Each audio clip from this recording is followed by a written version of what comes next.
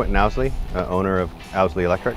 Today we're putting in a solar system for residents. We have to design the system. We measure the roof. We see where the roof pitch is for the sun.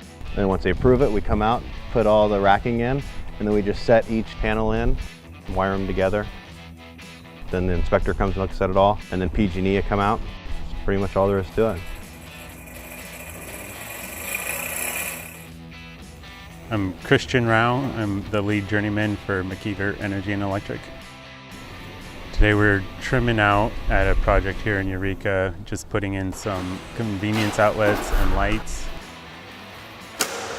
Started off running Romex in the walls and mounting boxes and stuff.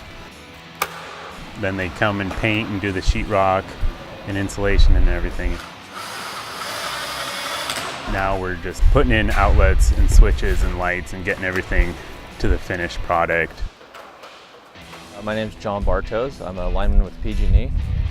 I've been doing this for 13 years. Today we're installing an underground junction box to run new power to these companies down here.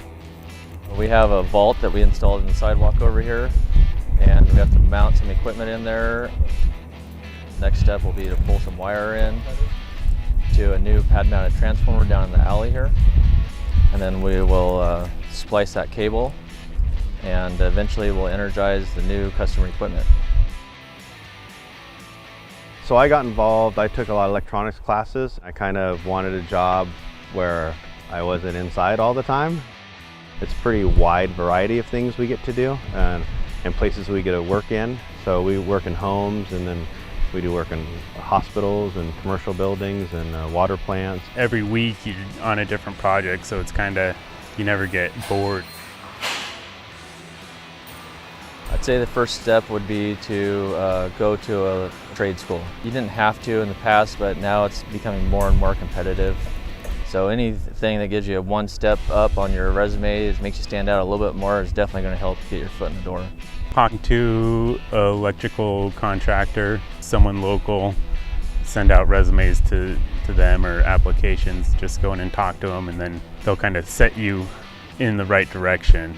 For California now, you have to have a trainee card, so you actually have to apply with the state of California, and then you have to enroll in a state-approved class. A lot of people here go to like College of the Redwoods, sign up for a class. Once you have that trainee card, then you can go work for any electrical company. Having any kind of experience running equipment or electricity, the company's looking for guys they know that are not afraid of heights and can climb poles. Climbing trees, you know, a lot of the guys that get hired used to work for a tree company. Climbing power poles every day, it's pretty fun.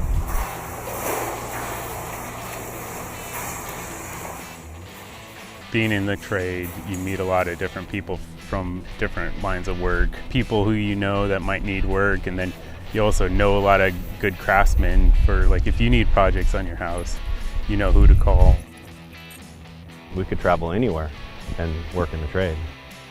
You're always working around maybe different people.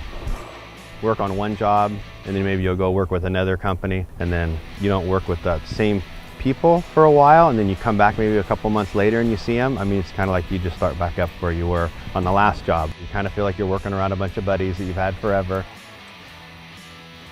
It's pretty rewarding. As long as you are willing to work, like you show up on time, you really put the effort in. I mean, there's people out there willing to train you.